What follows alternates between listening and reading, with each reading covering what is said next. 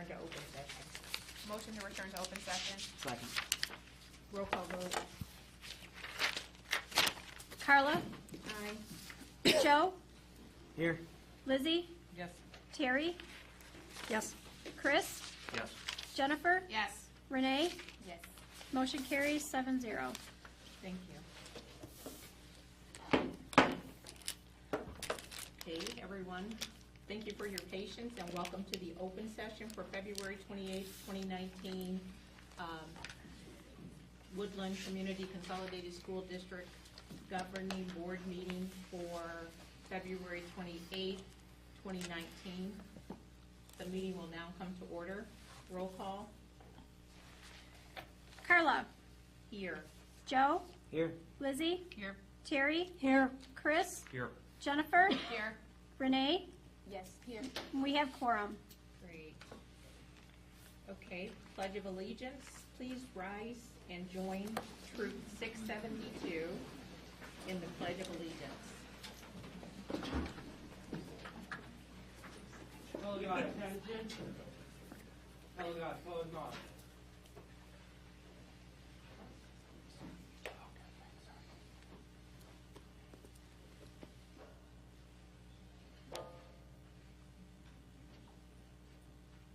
Fellow God, please pass the colors.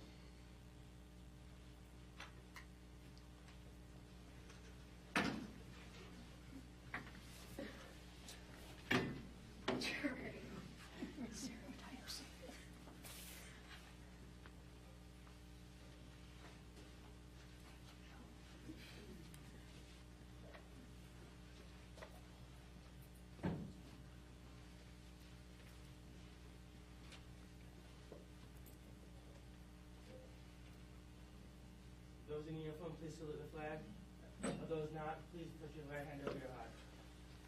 I pledge allegiance to the flag of the United States of America and to the republic for which it stands, one nation, under God, indivisible, with liberty and justice for all.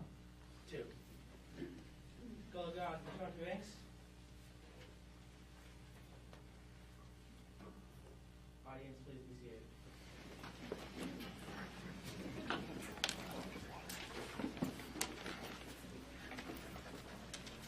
Next step is approval of the agenda. We have a couple of superintendent, let's move superintendent's report to under reports. Okay. So we can put that at first under reports. Okay. So I move that we move the superintendent's report to under reports. So it will become 13A, To become 13A.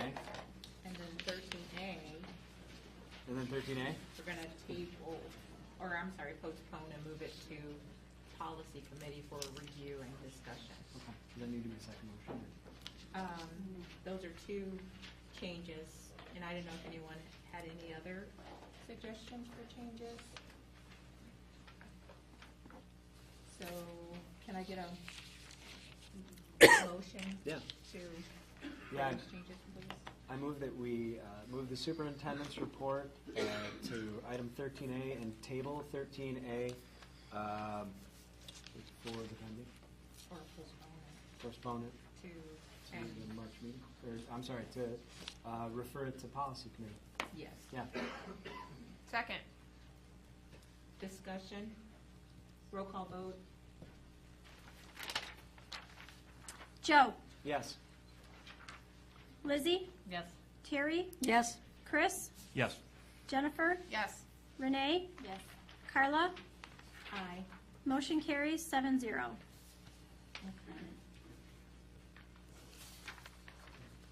Okay, so, we'll move forward then with citizen statements. Citizens are provided time to address the board. The Board of Education respectfully requests that individuals limit comments or questions to 2 minutes, and if requested, the board will respond in writing. Before we begin with citizen statements, we want to thank everyone for coming tonight. We have genuinely appreciated your feedback through the process. I also wanted to give you some perspective on how board meetings work.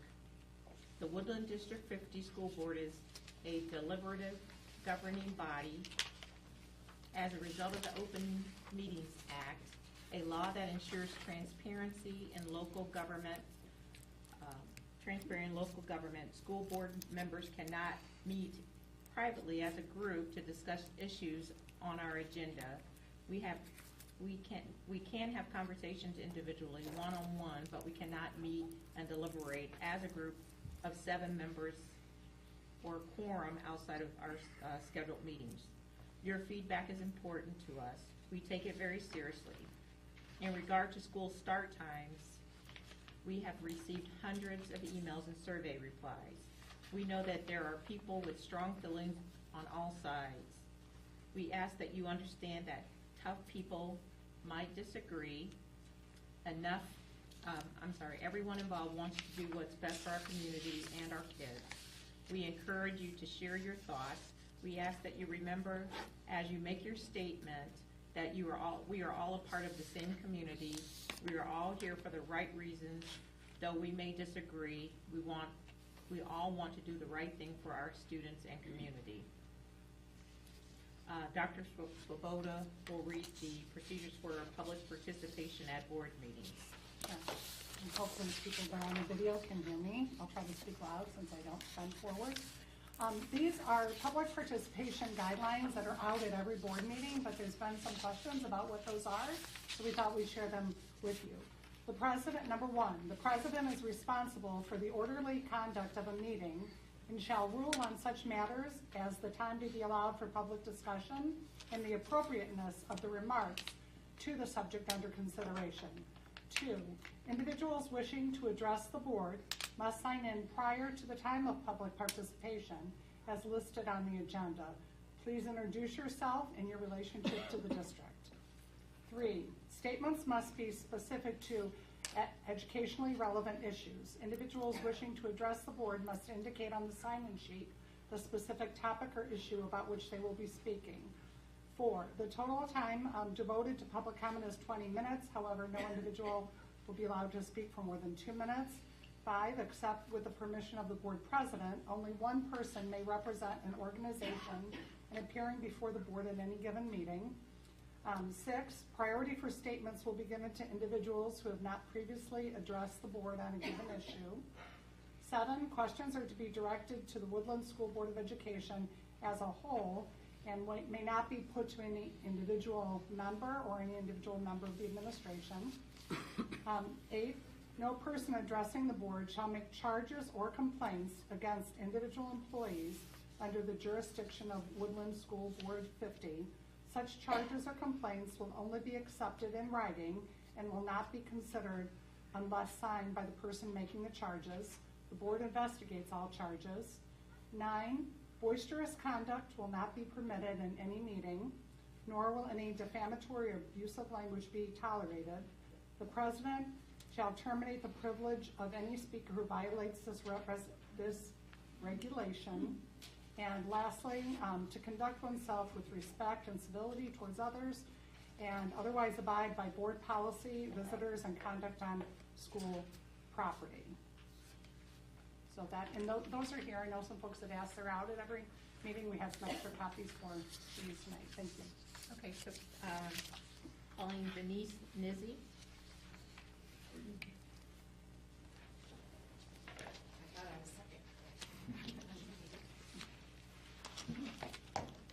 Hi, everyone.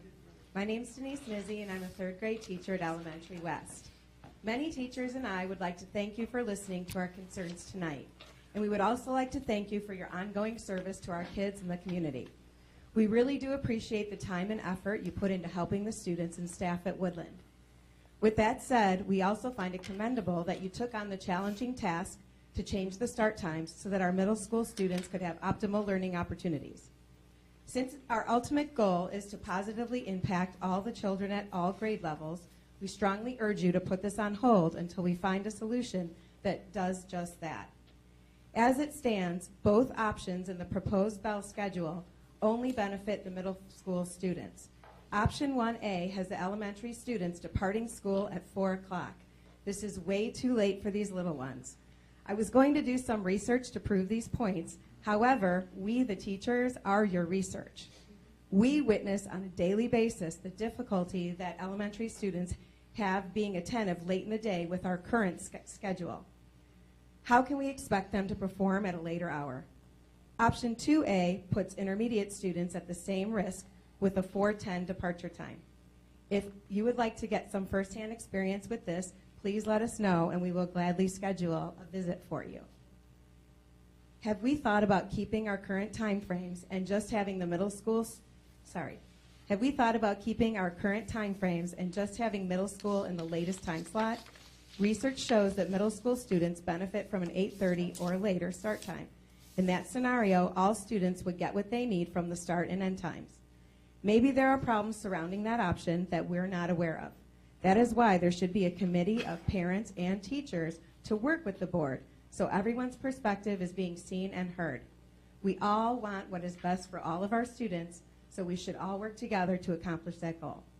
We do understand how difficult it is to consider all the variables involved, and the bottom line is that it would be irresponsible and unconscionable to make a decision that helps one group of students at the expense of many others.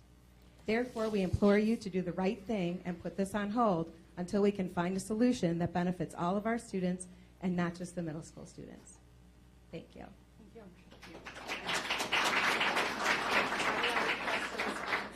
Next up is Antoinette Corella. Corellis? Oh, you kind of left off your I and Oh, S. sorry. Hi, my name is Antoinette Corellis. I am a parent in the district, a middle schooler and intermediate child. I'm also president of the PTA. So tonight, the bell schedule change is an action item on the agenda. And I think we all kind of know that one of the two schedules will be voted in. But we ask that you please, please, please delay the implementation of the bell change schedule to the 2020-2021 school year. This is such a huge change that will impact so many people, so many families, so many teachers, and so many community members. Let's take the time to do this right. If it is as important as you say, I think we need to make sure we do not rush it and we wait for the 2020-2021 school year. Thank you.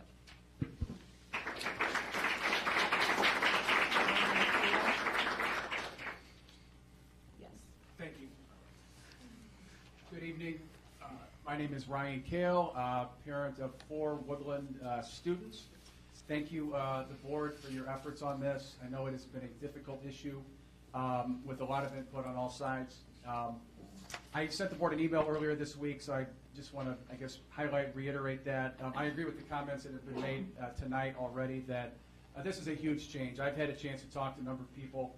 This is a community and a school district that for a monumental systemic change that you're talking about simply requires time and space for parents, for teachers, as has already been said, to just have time to process, to troubleshoot, so that this is a compassionate and a fair process.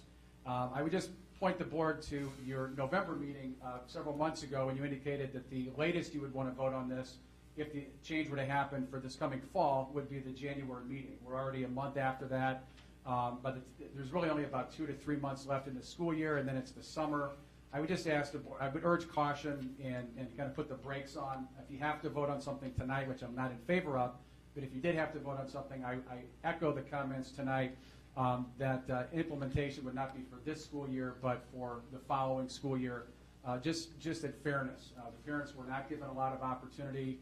I'm not casting aspersions. I'm just saying that the way the process played out, parents were not given a lot of opportunity to weigh in until really maybe 6 weeks ago, 8 weeks ago, or something like that. So I just urge that if you do have to vote on something tonight, if the votes are there and that's what you decide to do, I would just ask that at a minimum you respect the input the parents gave. It wasn't close. It was a pretty strong majority that favored option 1A, which would have the intermediates starting first. Considering those kids would only be impacted for 2 years rather than 4 years for K through 3rd, would not make the most sense. If there has to be a change, at least minimize the harm and the impact for those students. I guess that's the final thing I hope that is a governing philosophy of this board. would be in the effort to do some good, which I know your intentions are to try to do good to those middle school students. But as has been said tonight, in the process of trying to do good, please don't inadvertently do harm to the other students. I would ask you to please consider that as well. Thank you so much for your efforts and for your work. Isaiah Gawlitz.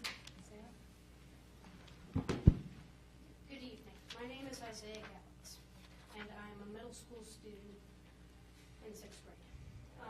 Approximately 1 month ago, I addressed the problem of the school start times that was an issue for my collaborative career, Emmerich and I. Now we are here to prove that we are not the only ones who disagree with this proposition. Now we are here to show that this is not only unjust and unfair to us, but to a fair portion of Woodland Middle School too. Now we will also get into a little more depth of why the school sources don't prove anything. The reason I said that last month was because most of the school sources said nothing about academics going up. From our vantage point, the only thing they said is that earlier bedtimes could improve sleep.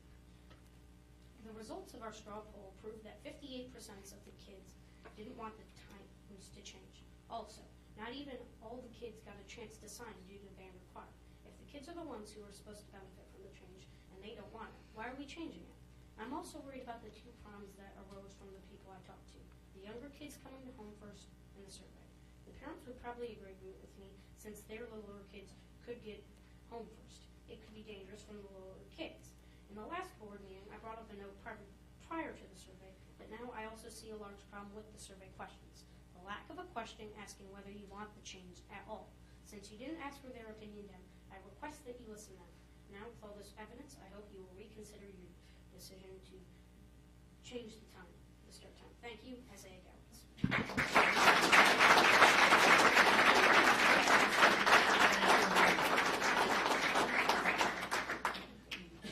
Nathan Bennett.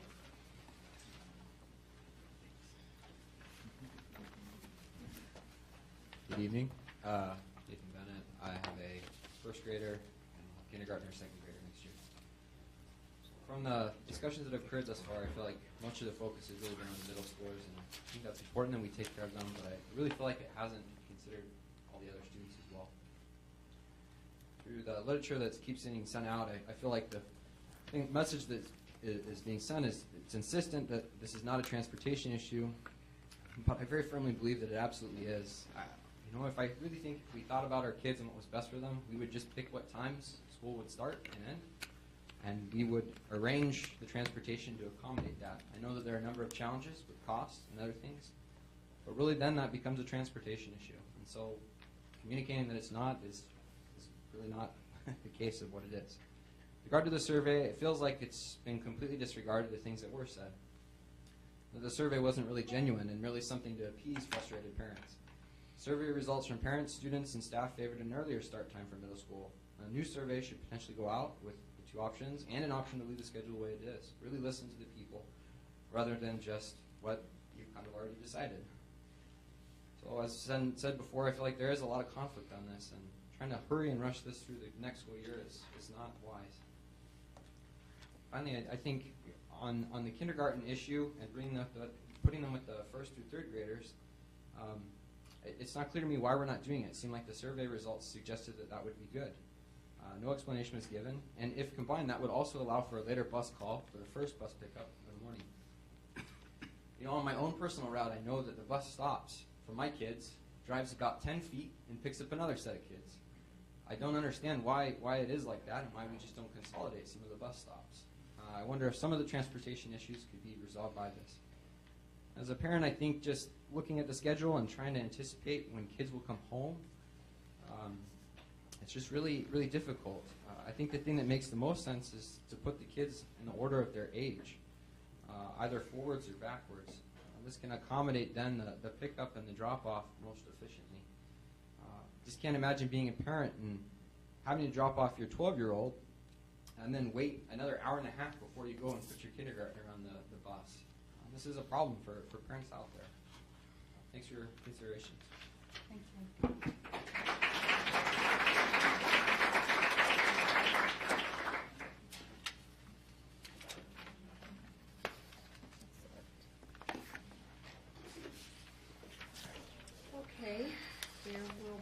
time for more citizen statements if you so choose at the end of the meeting.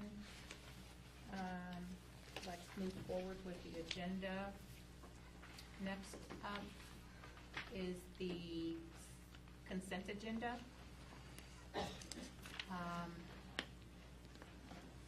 Employment, approval of resignations, substitutes, leaves of absence, donations, budget transfers. There is also a couple of board policies there in the FY20 calendar. Can I get a motion to approve the consent agenda as presented? I move that we approve the consent agenda as presented. Second. Discussion? Roll call vote. Lizzie. Yes. Terry. Yes. Chris. Yes. Jennifer. Yes. Renee. Yes. Carla. Yes, and I apologize. I'll address it once we take the vote. But yes. Joe. Oh, sorry. Yes. Motion carries 7-0. Okay. One of the things I had intended to do, and I got distracted, was pull out the approval for board vice president. That was something we talked about last month, but didn't have a vote on it. So we did approve under consent agenda Joe DeRosa as board vice president. So I wanted to say congratulations.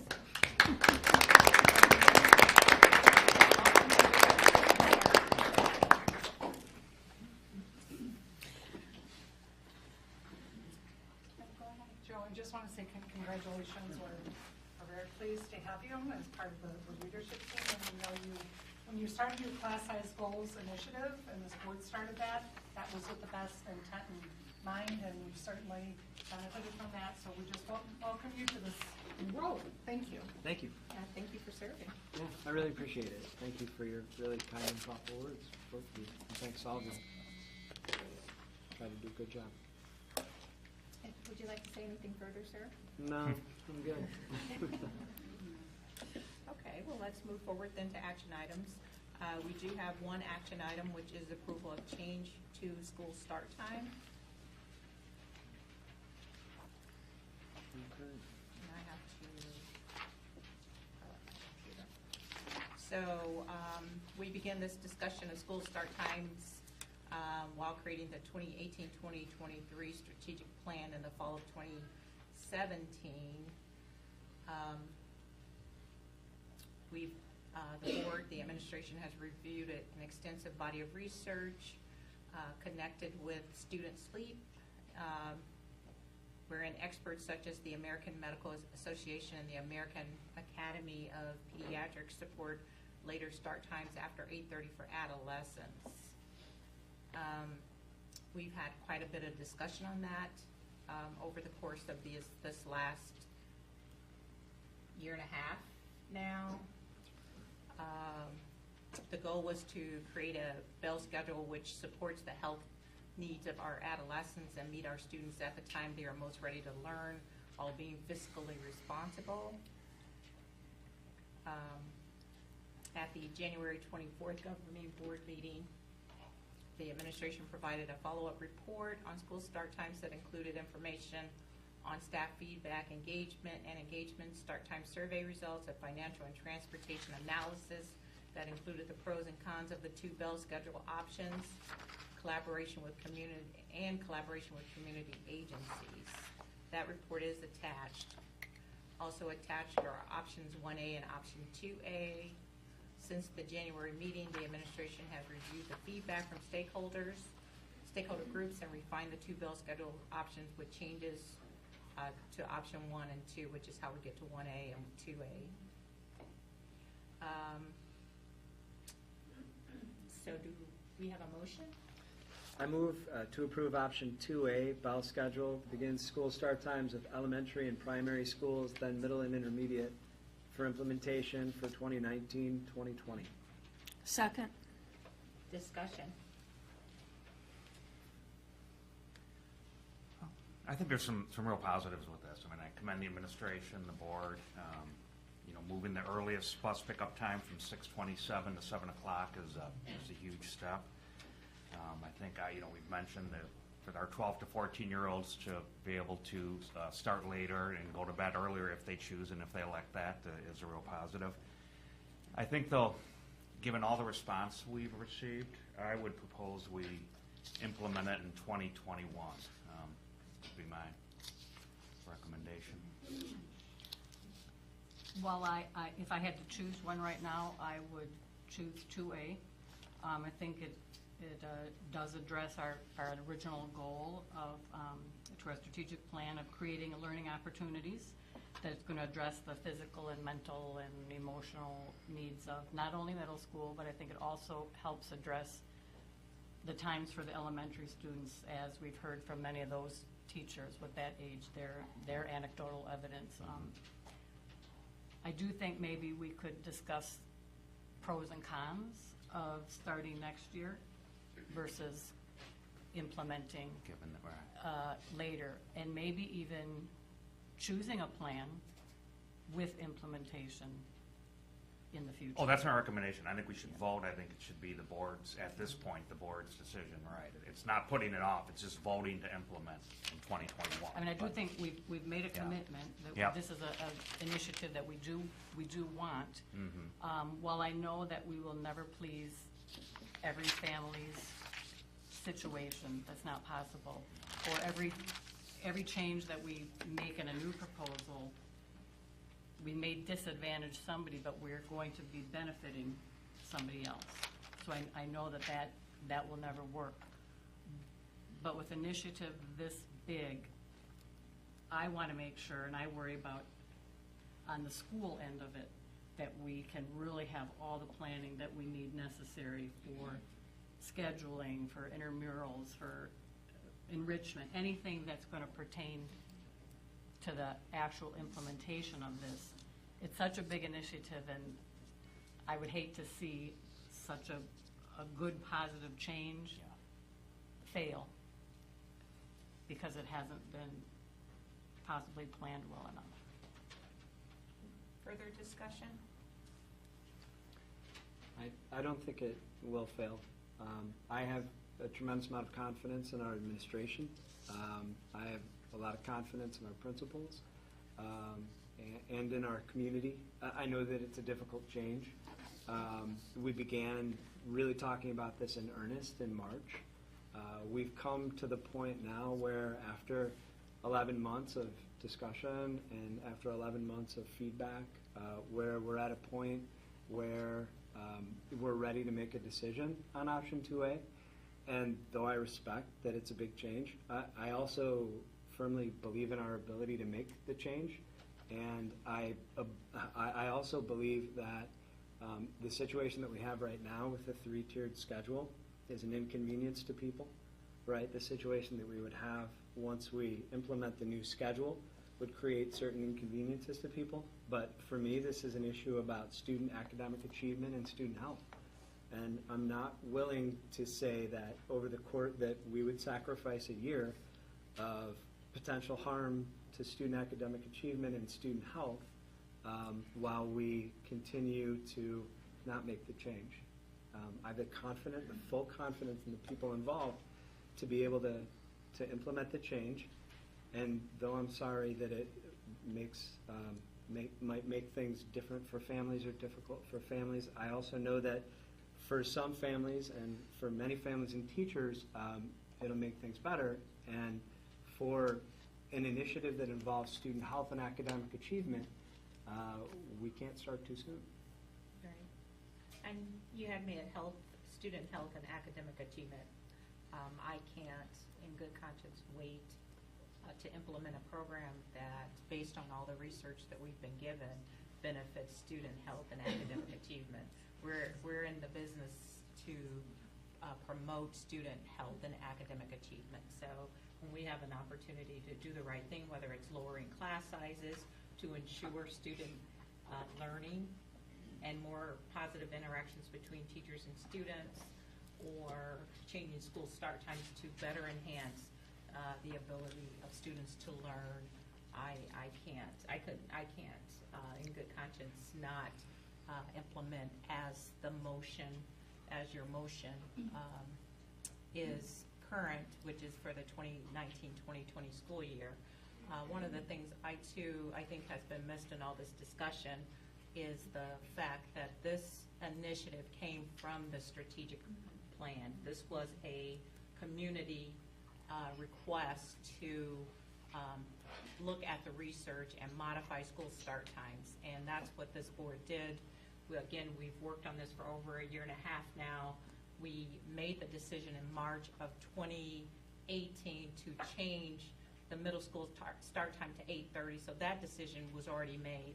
This decision tonight is really just looking at changing the bell schedules across the district.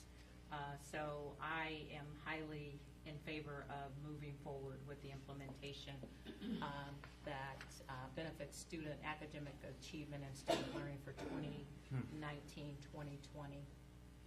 And as you said, it's implementing the change that was really brought forward from the Strategic Plan Committee, which was, everybody was represented on that committee. There was lots of publicity and lots of discussion, and this is the outgrowth of that. So I agree with you there.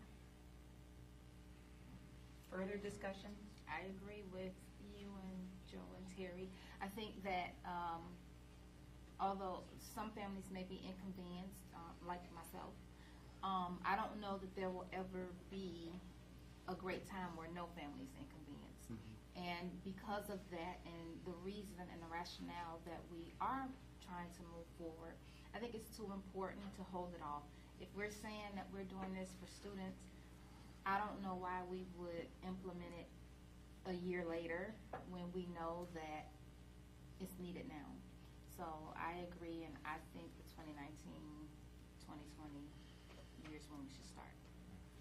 Can I just add one other comment? And I'm sorry, unless Jennifer, you want Go ahead. I would just add, I know we've been working on this a year and a half. It's been, under discussion, but I'm just not sure the broader community and a lot of our families have been as involved. So I think for a lot of them, it's new as of November, December, which is when this really came to the front. But Chris, I'm sorry. Oh, go ahead. I do recall being at some meetings as a parent, and you all wanted to vote, and we asked that you wait a little while longer. And the board acquiesced to that. And I recall being in the audience and parents were saying, we need time to get our child care in order, so if you're gonna vote, please vote, please vote, please vote, so that we can know what we're gonna do. Right. And then the board said, okay, we'll vote. And then they said, well, no, we just need a little more time, The time will never come.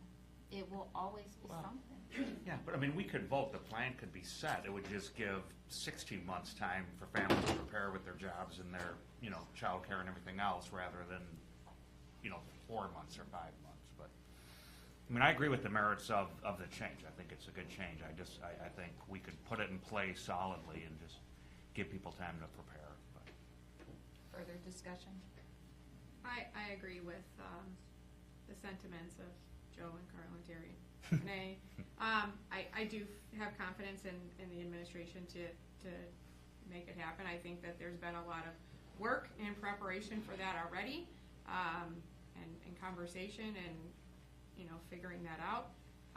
So I think we should just make the decision and then we can move forward. Okay. Further discussion? Roll call vote? Terry? Yes. Chris? Abstain. Jennifer? Yes. Renee? Yes. Carla? Aye. Joe? Yes. Lizzie? Abstain. Motion carries 5-0 with two abstentions. Okay. Thank you. Dr. Swoboda, Yes. you wanted to add something? Yes, I did. I want to assure the community that we have a list of to-dos, and I want to share some of those with you, and we will be working, I'll have board too, as we always do. We work with our staff, our community agencies, and our parents to help implement the change. I've talked to some of you individually and also many of you as a group, and here are some pieces that you will see coming in the next several months. Let me restate that. The administration has already been discussing this in developing it, but we need to have these discussions with our teachers. We have some tentative suggestions, but we want to talk about with them. Those include changes in times for the breakfast and lunch schedule, coordinating with Arbor Management, redesign of the school schedules. So that's a process that has already begun. Our principals have some ideas in place, but they want to talk to the professional educators, of course, as we always do. You will get more information about clubs and activities, our academic enrichment programs, after-school programming, athletics, band, and intramurals. We know that our parents and our staff want to start planning and need to make plans right away. So our intent is over the next couple of months to keep feeding you more and more information.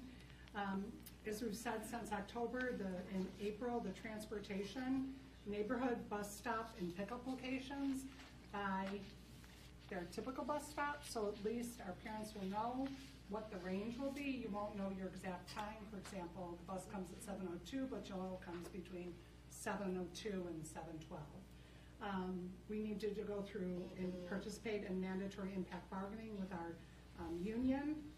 We've already extended the timelines for staff voluntary transfers and job shares. There were community questions surrounding that. Those, in a typical year, those timelines have passed, but we, the administration, and with the support of the board, want to make sure our teachers, now that the decision has been made, can think thoughtfully about what they want to do and where they want to go and work with them on those suggestions. And we will continue to collaborate with our community agencies, particularly our child care partners, Champions, Gurney Park District, Warren Township Youth Services, CEDAW, and we'll want to reassure, as the board is aware and the community knows, that we have been having these discussions in the event one of these two options were decided upon. So please look to your ongoing communications, emails, website, newsletters. Thank you for the suggestion about district mailings and phone calls. We will continue to see things coming. By the summer, we'll be putting out a pamphlet, hopefully that will outline all of what I've mentioned here today. So on behalf of the board and administration, our principals, we just wanted to let you know that we will work, as we always have, and implement with integrity and success. So, thank you. Any further statements from board members? Okay.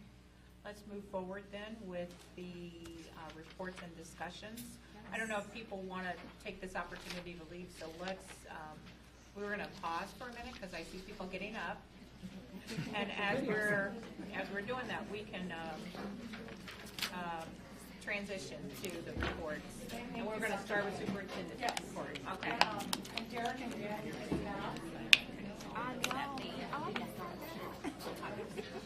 But once I get used to the side, I'll have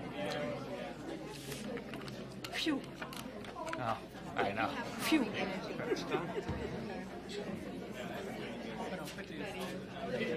It won't.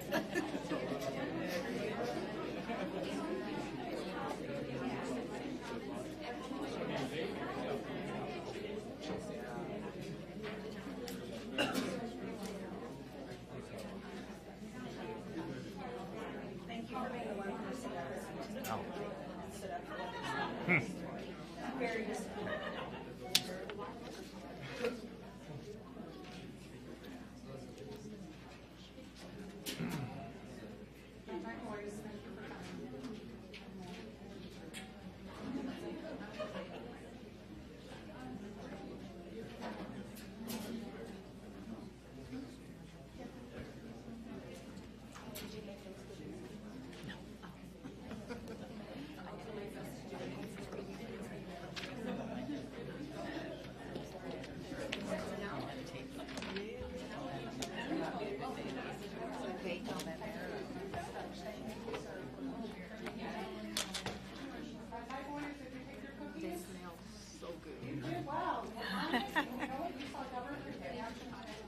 So what happens next?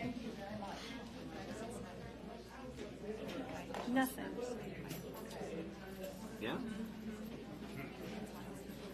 Oh, the union complains, but that's nothing new.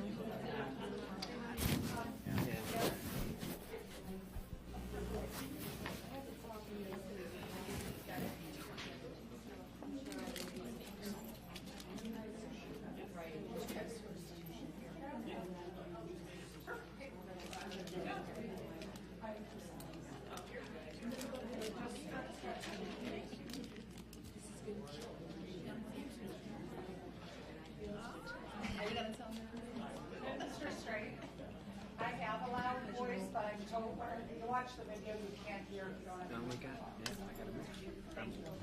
I'm in the screen. Okay. Oh, that's right. Test, test. Testing 1, 2, 3.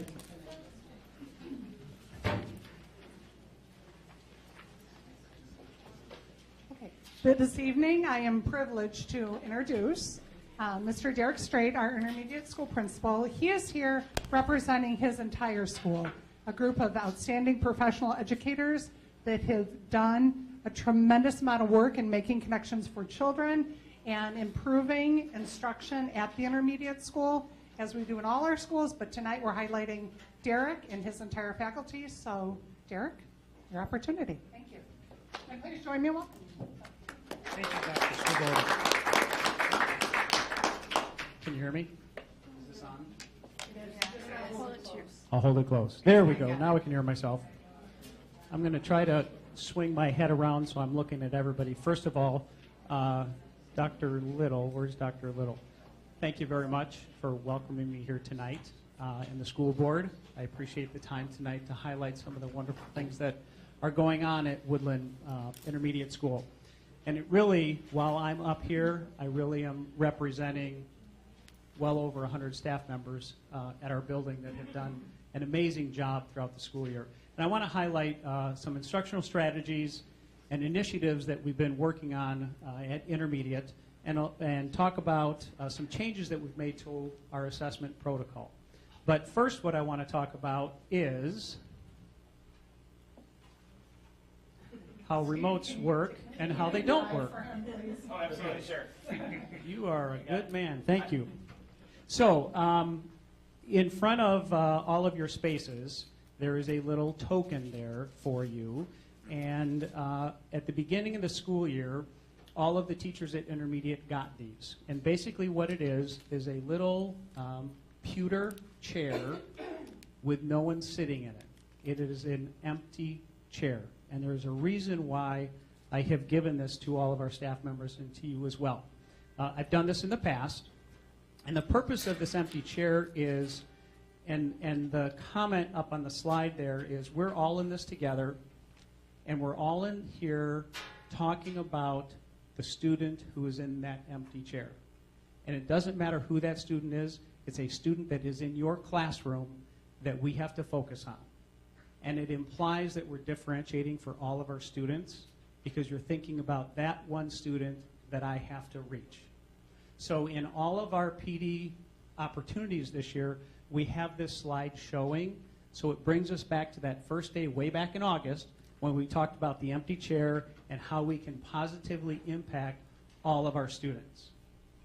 With that, we talked about the hope that we as adults in our building are bringing to our students as well. And over time, I can tell you that looking at the teachers, all of our adults in the building, they have done an amazing job with that.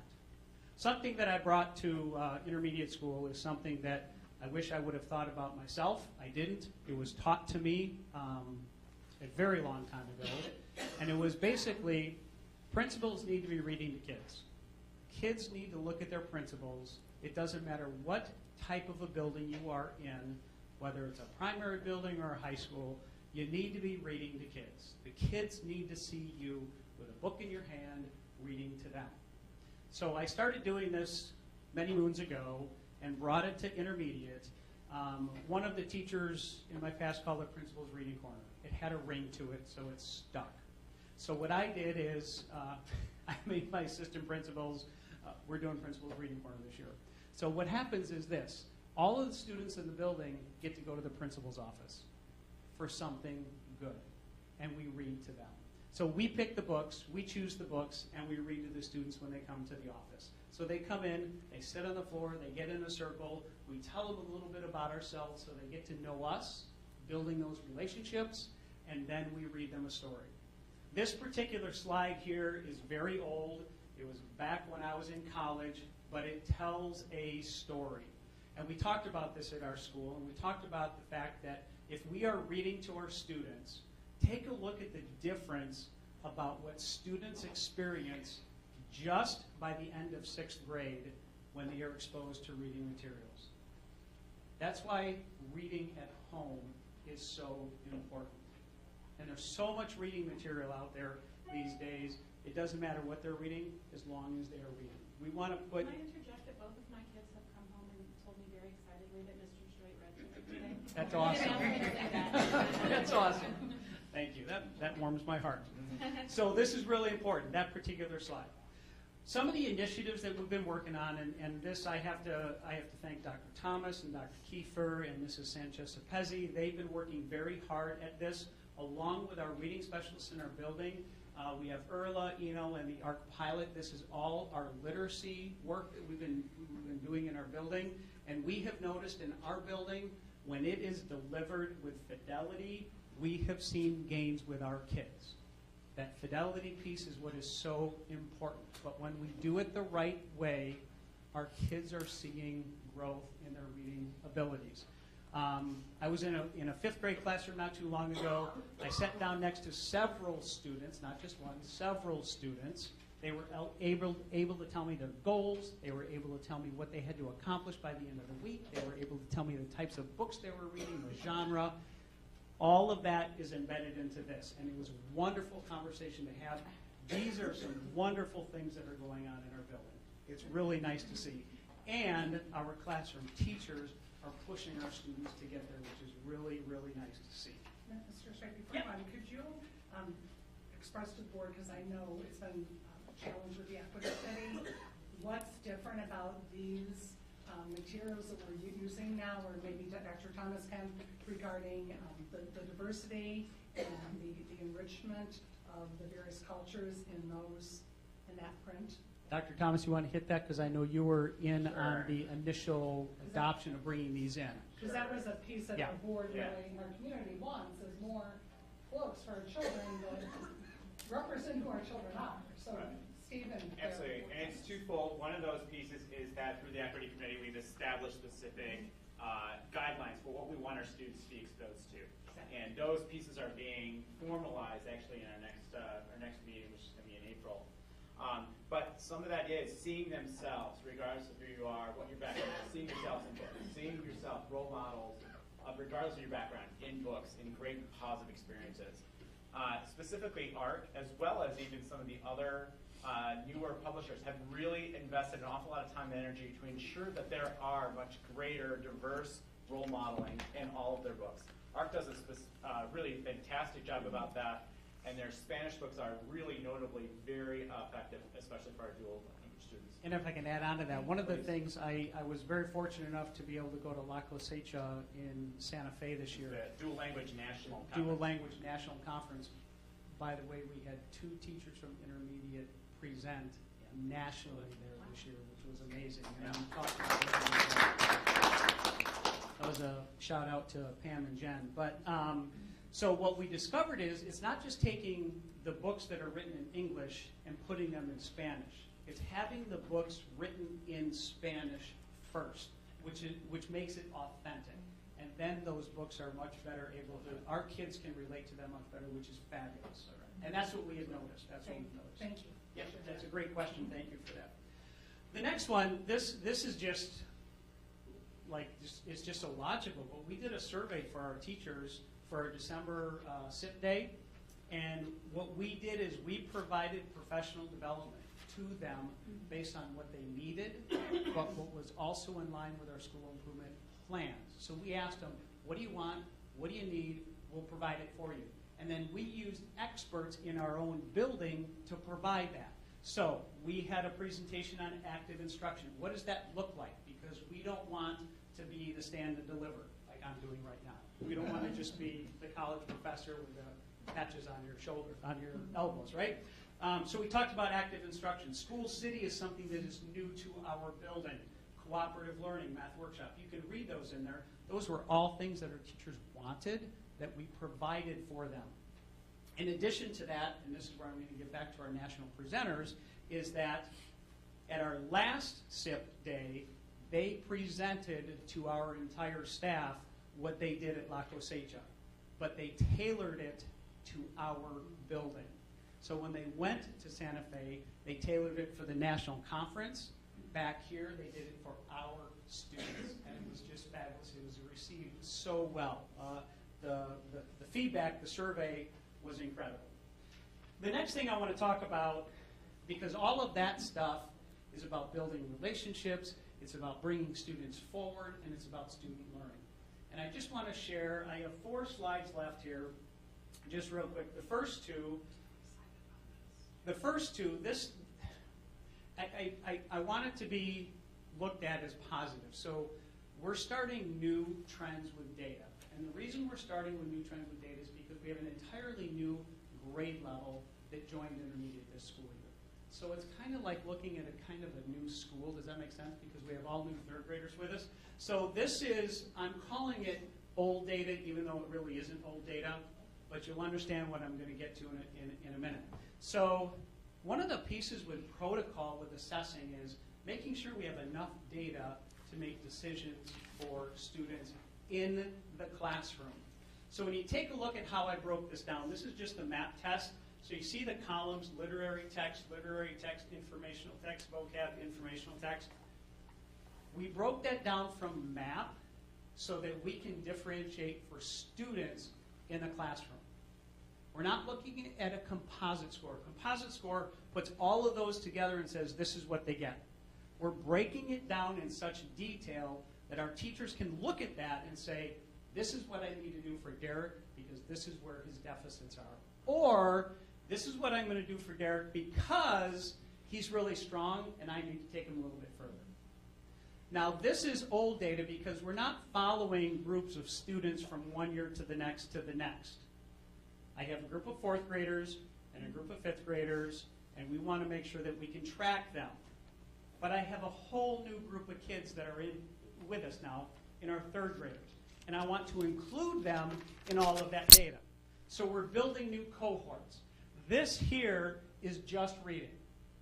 The next slide is just math.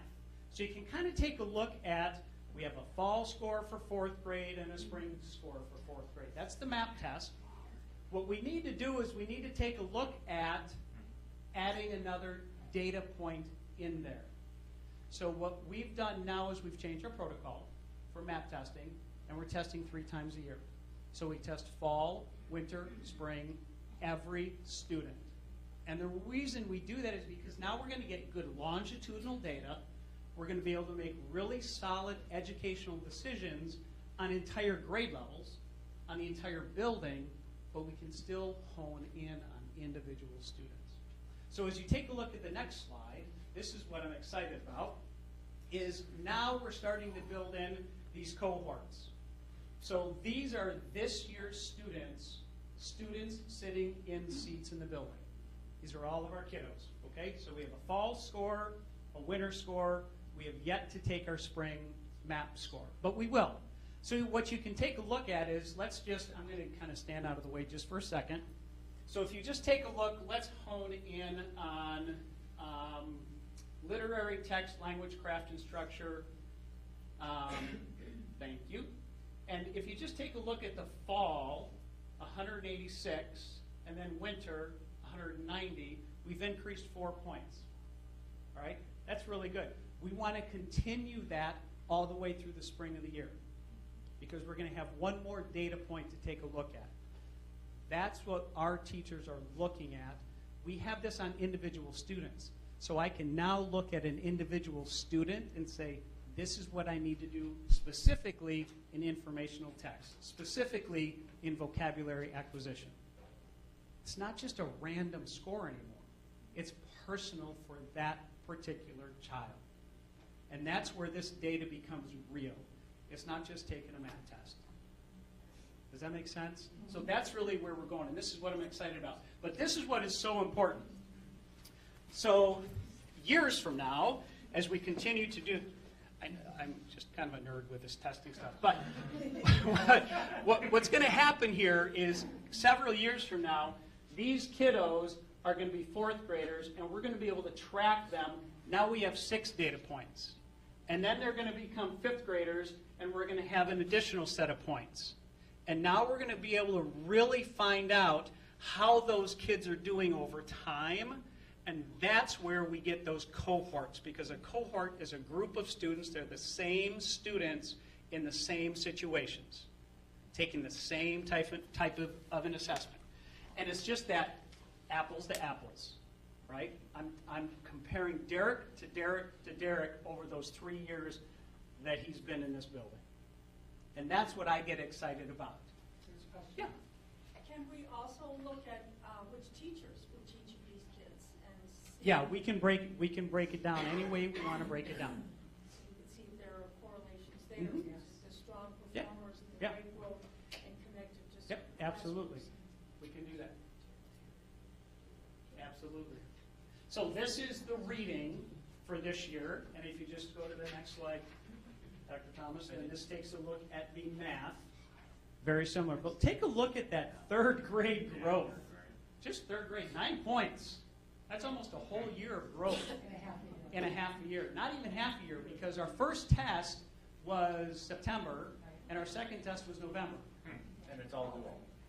And it's all dual. It's the first year that they've done math and English, correct? Correct. First year they've done math and English. 9-point growth. That's huge. Go give all of them high fives. Those kids are working their tails off. I mean, 9 points, 8 points, 8 points, 7 points. That's what gets us so excited when we take a look at this data. Does that make sense? The teachers are working hard, the kids are working hard. It's all coming together. So I wanted you to see all of this because the teachers at intermediate are working really hard to get all of those pieces to come together now, and they're doing it very, very well. And I'm very excited about that. Board members have any questions for Only some of our third graders are intermediate, right? the dual students? Yes, correct. Because that's really strong performance, and I wonder how the group that's in intermediate, which is all dual kids, how they would compare to the third graders who are still at elementary. And Dr. Thomas will be putting that together for his report that he does in the summer. I know Jen has- Yeah, my question is sort of correlated to that. I love this idea of cohorts and building this, sort of longitudinal picture. Yes. Just interested in how, because what is third grade at the intermediate school, when they come to fourth grade, it's a merge, right? When you look at just grade level Yep. data, it becomes a merge of kids who didn't have the same experience in third grade, but are in fourth grade. So how, just thinking about that, because I know this is our first year where an intermediate picture looked like this. You got it. So as we develop those cohorts, that we kind of see what that looks like. Right, Because and I think we'll- that will help to build that story. And it that will, positive story. and that's what it's all about. It's about a story, because you know as well as I do, it's not about a point in time. That doesn't, it tells us something, but it's not everything. We're looking at the movie now, we're not looking at the photo, right? But I like your idea, because what that's gonna force us to do now is to disaggregate all of that data as those kiddos are going through our school to find out exactly what are the pieces that are causing those gains, and how can we get them to go further, and how can we support the kiddos that are struggling. You just made him really excited. Me too, because I love data. Like, this is like, I love this kind Can I of get you stuff. to get a personal day to come over and see you and we'll put that together? Any other questions? Yeah, I just want to commend you. I also think this is, I'm looking forward to seeing how the students continue to progress over the spring, because the fall MAP scores, after having the summer off, have a tendency to, sometimes they can drop. They can Yeah, be a right, little low, on right. the low side. And the gains that are made to be sustained throughout the school year, that's outstanding. That's just going to further justify what our teachers are doing. Correct. After winter break. So Correct. this is And great. currently, I know Dr. Thomas, now you're saying. Oh, sorry. Yep. We've looked at this. Currently, we are comparing our scores nationally. So as we look at our scores, we're looking at national scores. So that helps us also, because you can look at MAP scores nationally, you can look at them locally. We look at them nationally right now, so that gives us it just gives us a way of looking at those scores differently as opposed to locally. But it helps us a great deal. Well, please thank your entire staff all your teachers, Absolutely. and it's the janitors, secretaries, It's everybody. They're So doing they're such doing a an outstanding fabulous job. job. They really are. I also want to thank you because you gave us, when you were going to present last month, you Yes. gave us a pin. You Yep. left a pin at each of our places, and then you ended up presenting this month, and you brought another gift for us, and I still have the last one. So I didn't know if I two grabbed chairs. all of them last time Yeah. or not. So Thank you. I just wanted to. I gave mine back I got two. You can give your principal. Sounds good. Thank you. Thank you very much. I appreciate it. Thank you.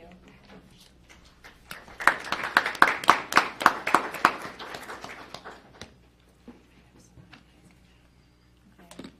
So next in the packet, for written reports, is on the National Junior Honor Society. This was a request by Board Member Hall. Joy, you said you have some We do. statements. I'm going to Sure. get my charger, but. No, it's a concern that both many of the board members, Terry and I in the equity committee have talked about, and that is how can we take, I'm trying to look at Terry, how can we take our current educational practices and systems and make them more equitable for our students? So we'd like Mr. Sider to share some of the highlights and the plan changes that we have, and I know, Terry, you may have some questions about those or comments, but we'd like to share those first, so. Sure. Scott. We've had National Junior Honor Society at the middle school since 2009.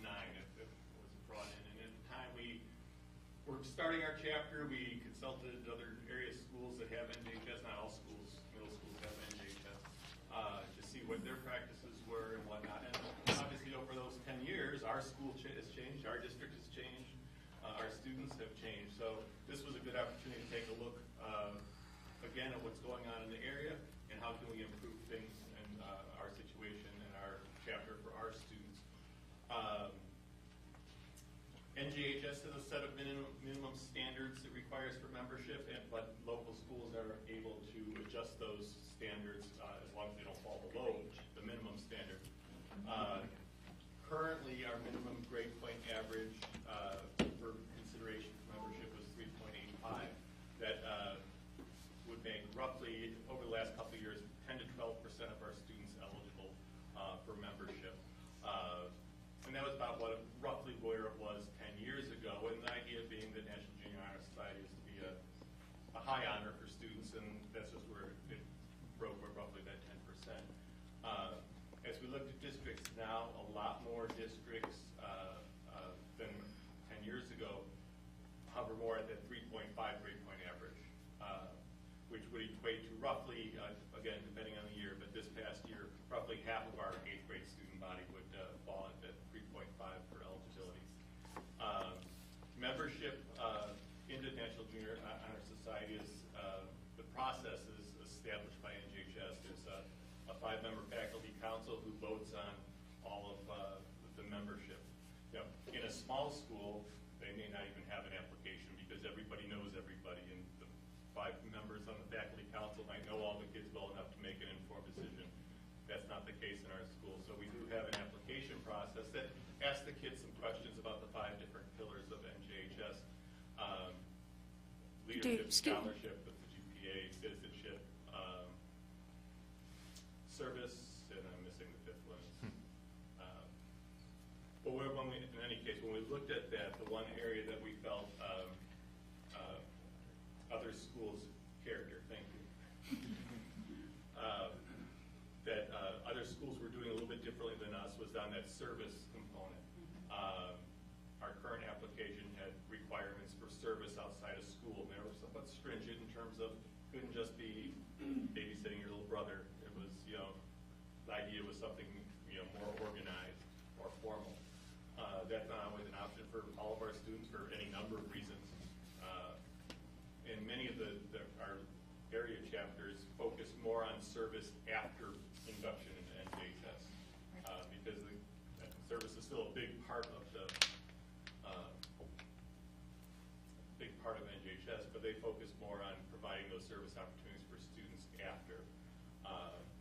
So we're recommending, or we're going to be making that change in our application process too. Still interested to know what service the kids have done, but maybe also asking what service are they interested in doing. Do you make sure that all students who are likely candidates do the applications? We will be. I know what she's talking about. Go ahead, Terry, go ahead. Well, you're saying you, instead of identifying students who are likely candidates and evaluating them, that you require an application process. I want to make sure that all students who are likely candidates know about the application and are encouraged to do one. Currently, and that process will stay the same with us. Currently, right now, any student who's eligible receives a letter inviting them to apply. And that goes home to their parents. They get that. Okay, It's up and to if, them and whether if they they fill it. don't apply, is there some follow-up? Because I can see that when you require service, leadership, character, and citizenship, you know, some kids might be intimidated about, you know, how can I prove that? Who can I talk to write a letter for me? What's that involved? And I'm happy to address that because our small subcommittee, Dr. Kiefer, Dr. Thomas, myself, and Mr. Snyder talked about that. And we talked about making sure that we're very aggressive in advertising. Right when the children become in sixth grade, did you know this is how you can help serve your community? Because whether it's NJHS, any number of the service organizations we're involved in, we want to teach good citizenship. So while in the past it might have been a letter, we've talked about other ways that we can reach out through the children themselves. And also, once we presented to the board, answered any questions you had, taking a look at what that process would look like, because the four of us talked about the fact that, as you said, Terry, some kids, they're taking care of their younger siblings. They don't need, we're getting rid of the formalized letter from an agency. That's all gone. We're talking about how to help the children recognize in themselves the good of service and expanding our pools. So we all felt, and you brought it to my attention a few years ago, that part of our past process where an agency had to certify, you know, if some of our families might But not have another thing that is, opportunity. it's supposed to be academics first, and you take the students who are working well in school and performing well academic, and part of NJHS is helping them expand on that by also developing their character, their citizenship, their leadership skills, and their service. You don't wait till they've done all those things first. That's And what s- we're saying. Right. We're saying the same thing. Okay. We're talking about taking them when they're young in the sixth grade and helping develop them. Right. I would just say from, not a question, but a comment from my own child, being part of NJHS and having to help him through the application process, I think that it would be helpful. As a parent, I thought if he would have had to do that without a lot of my support, it wouldn't have happened. Yes. Not because he didn't have the qualifications that were part of the program, but that it required a lot of parental support to do so, to fill it out, to get, you had to get letters of recommendation and had to, like what counts as service, what doesn't count as service. So I think, in order to really reach a greater group of students, the application process could be a little overwhelming for a child, and many of them, which you would never have filled out anything remotely close to that, to have some type of support network within the school that can help support the completion of the application. So, I support that it's great to have, with as big a school as we have, and not having the committee know all of the kids, there does need to be some way in which we learn about a student.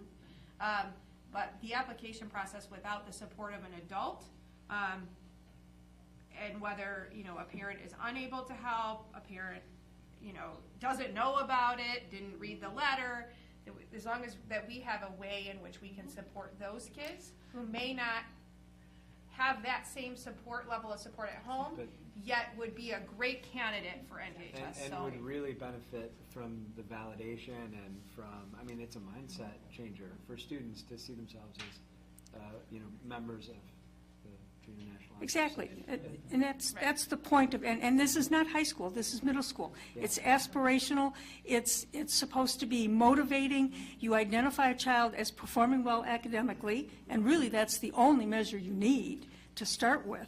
And then maybe as part of applying, you say, you know, are you interested in developing all these other things, character, citizenship, leadership, all those things? You don't prove them ahead of time. You've been identified as a student who is likely to succeed, and you tell that kid, hey, you're looking like a really good student. We think you can succeed. You can be part of this group. That's what it's about. It really concerns me that we're only getting 12% of our kids. They're either being intimidated by the application process, or I know our academic bar has been set too high. It sounds like it's been identified. Yeah. So it sounds like there's changes in the works. Yeah, there's some good changes identified, but I think we need to remember that we're trying to motivate children to see themselves as successful students as they go from middle school to high school, to walk in the doors of the high school saying, you know what, I'm a National Junior Honor Society student. I'm a good student. I can't wait to prove the same thing here. It should be as inclusive as we can possibly make it. One of the things I think we really need to do, this only inducts once in middle school, at the beginning of in 7th grade, based on 6th grade scores. Beginning of 8th grade based on, or 6th. Beginning of 8th grade, okay, based on, I think we need to induct in the 2nd semester of 8th grade based on your middle, because this is the time when a lot of kids are starting to think about heading to high school and what they want to do. There's no reason we can't look at mid-year grades and induct again if kids have strived and they have improved from 7th grade to 8th grade. There are some requirements that MJHS has in terms of offering service and doing, you know, having an active club. It's not just the certificate on the walls. The students have expectations to do there. So if you're inducting 2nd semester, we have a very short amount of time to work with those additional students. But it isn't a goal that you have to achieve. The only they become part of that group and they participate in that. There's no requirement that they spend a year in the organization. There are schools that induct at the end of 8th grade. And nationally, the requirement is 3.0 and good citizenship, period. And you define citizenship however you need to. So the rest are things which schools decide for themselves to increase the requirements. So I definitely think that students in the middle of 8th grade should have the opportunity to be inducted. And I definitely think that we need to change the application process to make it more inclusive. And these other elements should be part of what you focus on and learn as part of this group. You qualify for the group based on your grades, but you get to stay in the group based on your commitment to develop your citizenship, character, and leadership skills. That's exactly what the subcommittee was talking about and working on. Okay, well, let's get... Any further discussion? Thank you. Just one last comment for the board, just the board member Hawk's comment. Ms. Ryan, our chapter advisor, Ms. Eggleston, our current chapter advisor, or co-advisor, they do hold application help sessions for the kids, both during the day, at lunchtime, and after school in the weeks leading up to it. And that's something we would still obviously continue and publicize going forward as well. Do they have the ability to obtain all the stuff they need for an application at school without having to go home and find family members or neighbors or other people? Terry, are you asking about what we're presently doing or what we're planning? What we're planning on doing. We're planning on making things available at school and promoting through school, and including through school. Okay, because I know a lot of the, you know, like a lot of schools with demographics similar to ours, the citizenship and character are tested to by teachers or by people at the school. Yeah, we all agree with your point. Okay. Any further discussion? Okay, thank you. Okay, next up, the staffing report. That's also a written report in our packets. Are there any highlights or any discussion? The staffing report that you see in the board packet, this was part of the second year of an initiative to lower class sizes, in which this year that we knew that there was going to be a larger than average amount of retiring staff members. And the goal this year was to try to identify the staff members who would be retiring that we could possibly lose through attrition and not have to replace. What we did is we'd met with all of the administrators in each of the buildings, and identified those staff members that would need replacement and those that would not, all under the guise of keeping our enrollment and keeping our class sizes lowered, as was the initial initiative. Keeping our programs the same, not making any changes to our programs. Correct. In doing so, and it's not just certified staff, there was other staff retiring, or also resignations were on the list. We identified 17.95 FTE that we could move forward with next year. That would be part of this list. Estimated savings is $951,872. If you compound that over 5 years, it's about $5.3 million. So that's kind of the long and the short of things. Questions, comments? Yeah, just a comment.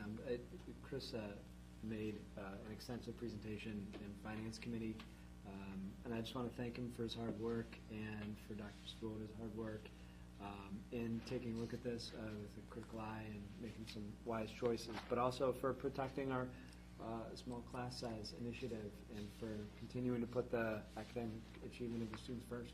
Really appreciate that.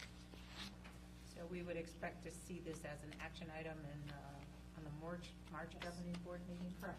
Okay. Okay, then moving forward to board improvements and operations. We don't have any listed. But we'll entertain something from board members if you have suggestions at this point. I do have one question for board members and Laura can call. It has to do with when this board will adjourn Sendai and seat our new board.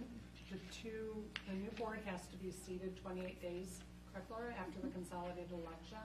So our last governing meeting of this board would be April 20, somebody can look at our calendar quick,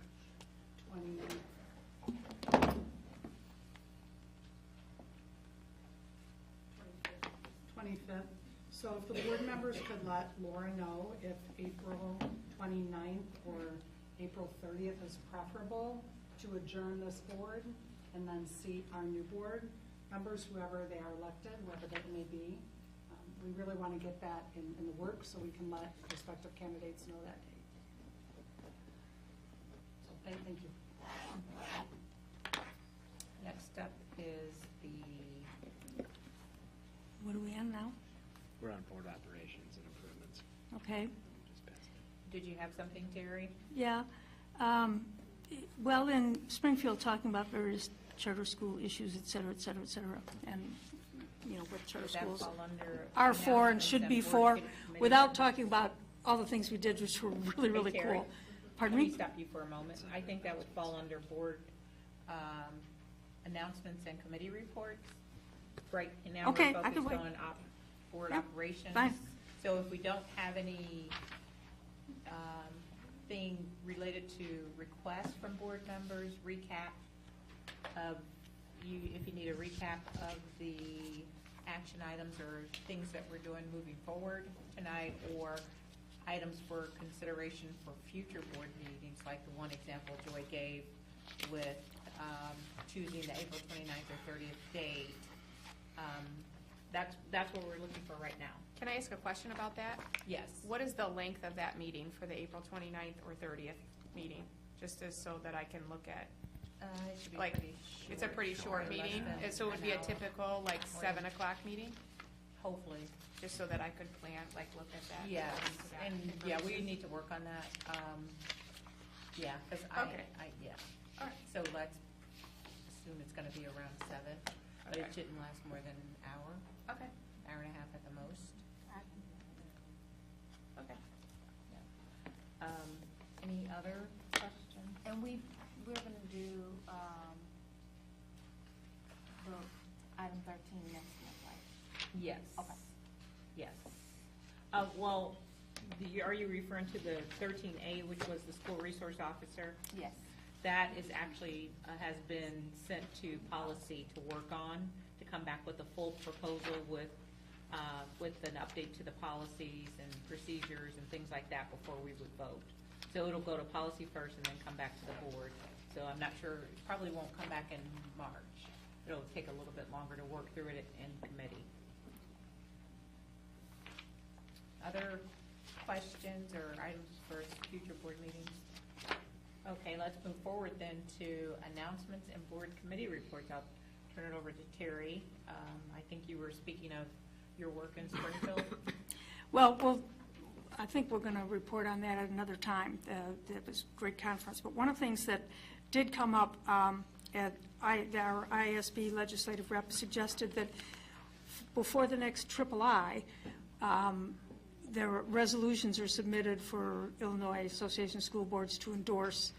And he suggested that we might want to work up some kind of a proposal to talk about what charter schools should be doing and who they should report to and how they should be evaluated.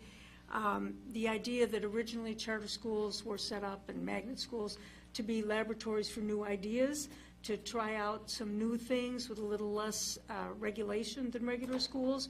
And if they found things that were successful, that they're supposed to be then brought to the broader education community. And that's kind of been lost in what's happened in charter schools lately. And they thought that ours would be a good district to just try to say what we think charter schools really should be doing, how they should be evaluated, and then put that forward as a resolution that the ISB could discuss and adopt next November. That's a great idea. I like that. So are you volunteering to work on that with someone with the administration? Yeah, probably, yeah. Okay, thank you. It's part of our ongoing stuff. Okay. So. Anything else? Other committee reports? Did you want the conference on for next month, or no? This conference in Springfield. Okay. Yeah, I think, isn't that what you wanted to do? Yeah, I think it's. Put yeah, together some kind of report on what we did? Oh, We good did, idea. Yeah. I mean, for the record, we did spend 3 days in Springfield. We met with all of our legislators, except Melinda Bush was not down there, because the Senate was not in session. But we met with a lot of legislators. We got some good talks in. We were able to attend a committee meeting, and I spoke on behalf of one of the bills that would abolish the Charter School Commission. And so, and the committee did pass it, which means it goes to the floor for discussion and vote. So let's hope. Yeah. So we'll hear more about that in March? Yeah. Okay. Anything further? Committee meetings? Yes. I do have a little bit. We had a lengthier committee meeting. I'll try to get through this as quickly as possible. We had a number of items on there that had come up. The solar project, I can tell you that Illinois has changed the rules a little bit. We're in a wait-and-see mode. As of last week, they're only 6% through the applications. They're no longer doing a lottery. They're not sure whether or not Block 1 and Block 2 are going together. How they directed us to fill out the application, they turned around and told us, we told you the wrong thing, so we filled out another one. We're in the queue. So we're just waiting for any information to come back from the state at this point. It's the state, so what are you going to do? We discussed staffing a little bit. Briargate Development in Lindenhurst. We have a small portion of Lindenhurst, and back in 2006, there was going to be a development, but that development went away when the housing crisis happened. It's back on the table again. What the developers are actually asking for and requesting from the Village of Lindenhurst is for the impact fees to be zero, because this is going to be an age-restricted development. It's not going to be age-targeted, it's going to be age-restricted, which means it's going to be zoned for 55 and older. We've gone to the Village of Lindenhurst. It affects us, Milburn, and 127 and Graves Lake. Their attorney is reading the law as saying if there is no impact, they cannot legally enforce any type of impact fees. And back in 2006, there was there's an impact fee and a transition fee. A transition fee is when the tax rolls come out a little bit later, so we don't get the benefit of the taxes right away. In 2006, they negotiated zero transition fee. But Lindenhurst has opened it back up with us. We're going to have talks with the developer now. We're going to go after a transition fee, which is something that I'm not sure that we've done before. But that's where we're going to be. We'll be meeting March 9th, I believe, or, yeah. Somewhere around then to look at trying to get a transition fee in there to recoup probably the majority of the lost impact fees. And in an age-restricted neighborhood, that's not a bad thing at all. So, Do you know roughly what that might be, Chris? how many per? It would be per house? It would be per Yeah. unit. We'd be looking at about $1,600 per. Right now, in a two-bedroom, we're at 1,000, a little bit over 1,000, and actually a three-bedroom, we're up to 3,000. So we're. Yeah. I think initially we would have with impact fees it was about 113,000, and with the transition So fee. they're I think saying it we was- can't collect an impact fee, but it would be. They say the village is saying that legally they cannot collect an impact fee on our behalf and extend it to us because they cannot identify the impact. Yeah. Because it's age restricted and it wouldn't be touching the school districts at all. Right. Can I And add some of the members are around, but I. Yeah, there's a couple of pieces I can add to that. Sure. Historical, so in Gurnee and in the Woodland, unincorporated Lake County, they've been very supportive of enforcing impact fees, saying you're not going to get your permit unless you give us a signed agreement from the board.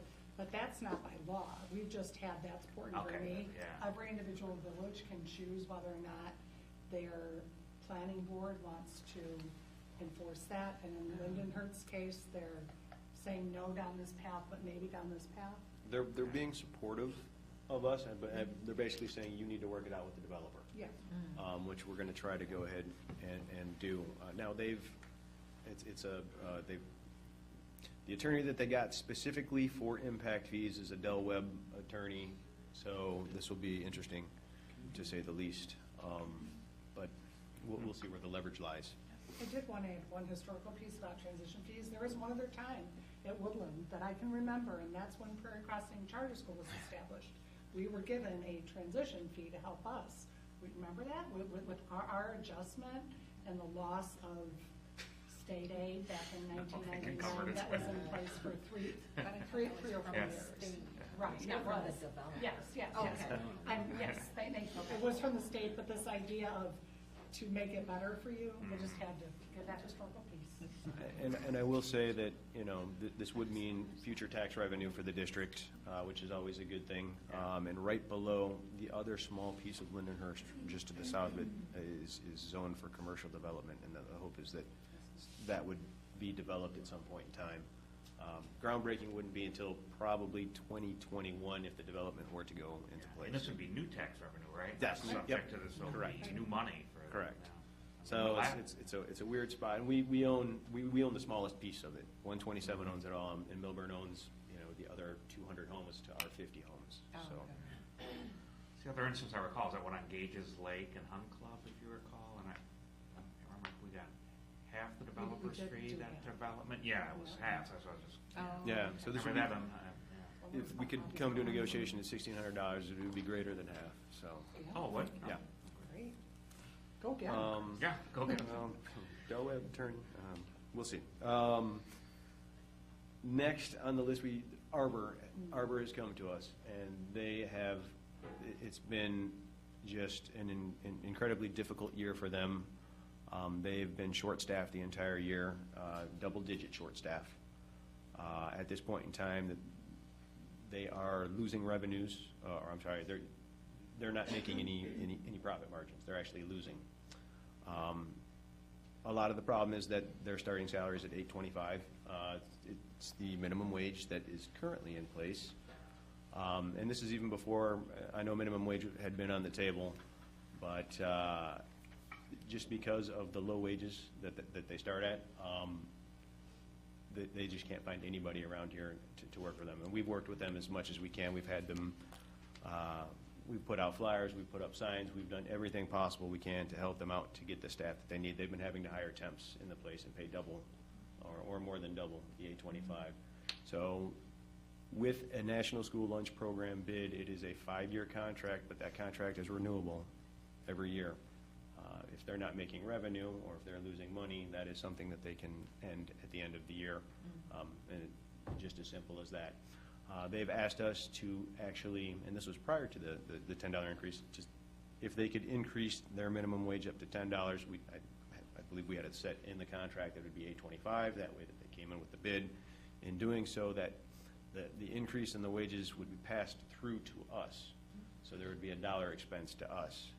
We know going forward that no matter what, because the minimum wage is going up, they're going to have to do that regardless. So I don't see what, if we don't agree to do this, I don't see them actually saying that they could support us next year and be our food service provider and lose for another year if we hold them to the 825, in which case we go out to bid, in which case we would find that bids these days are going to be unique because the minimum wage is scheduled to go from 9.25 to 10 to 11 to 12, all the way up to 15 year after year. So I don't know how the bids are coming back, but they have to be looking long-term at about a $15. So Was the committee's recommendation, or? well, we looked at this and we all agreed that it's not sustainable. We want people in here. Yeah, Arbor's been great. And on top of that, you know, a lot of the people who work for Arbor actually are parents in this district. Yeah.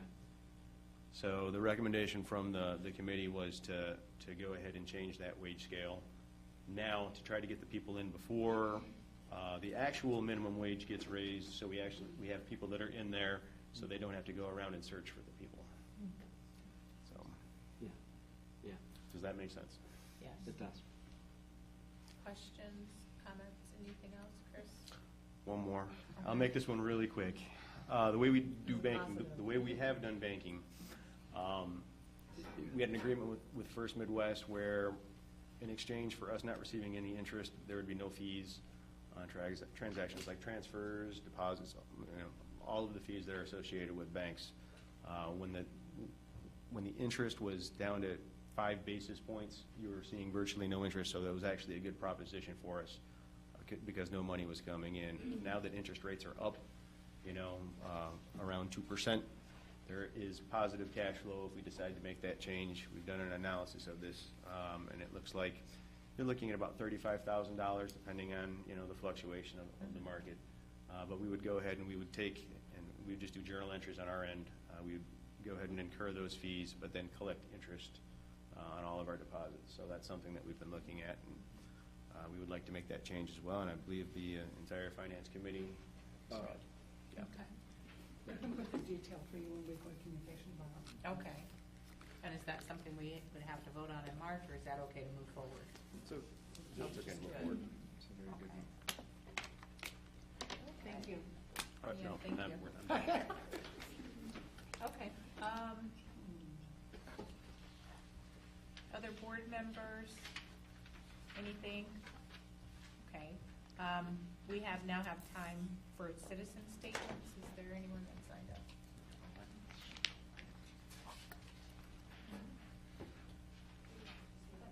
Okay. That was the only page, it's number 21, but not. Oh, you're number 23? Oh, Okay, all right. This one. Annette Santello. Good evening. My name is Annette Santello. I'm a parent in the district with 6th and 8th graders. And I won't take too much time. I want to briefly weigh in on the GPA eligibility discussion. I would hope before making any changes, you're thinking about whether or not we're setting unrealistic expectations for our students. Because they're 8th grade, they're going into high school. It's a very competitive environment in high school, and I would hate for a student to feel made special at junior high and get to high school and just fail because they were set up for failure. You also mentioned that it's motivating to those kids with lower GPAs, but it's also unmotivating to those students who are advanced and have worked hard to get that high GPA. When you make it a model for everyone, it becomes less special. And also, I hope you've thought about, you have a class size of 700. You said currently about 10% are eligible. And if you lower it, 50% are eligible. So you're talking about growing a program from 70 students to 350. Do you have the resources to have additional staff help with that program? Do you have the budget to pay for the additional staff to run that program? There are so many programs already that are not being done at middle because there aren't those resources. and I would hate to limit constraints, but there are constraints. There are programs that are not being run because we don't have enough staff that want to stay after and run programs. And I feel that's a failing for our district. But I hope that based on the vote tonight, I'm not a public speaker, I'm sorry. Based on the vote, we've shown that we want what's best for our students. And I would hope we would turn our focus, now that the start times have been decided, that we'd focus on other issues affecting our district and not on the programs that are working. Let's focus on the ones that aren't. Thank you. Thank you. Okay, there's no need to return to closed, correct? Okay, so can I get a motion to adjourn? Motion to adjourn. Second. Roll call. Chris? Yes. Jennifer? Yes. Renee? Yes. Carla? Aye. Joe? Yes. Lizzie? Yes. Terry? Yes. Motion carries 7-0. Good night, everyone.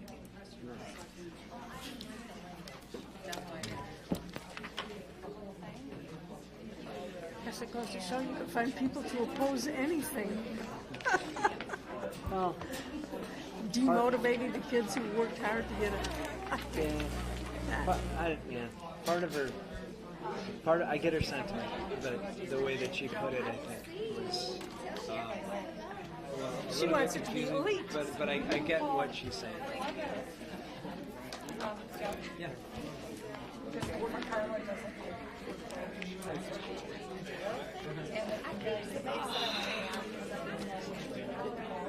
Do you have any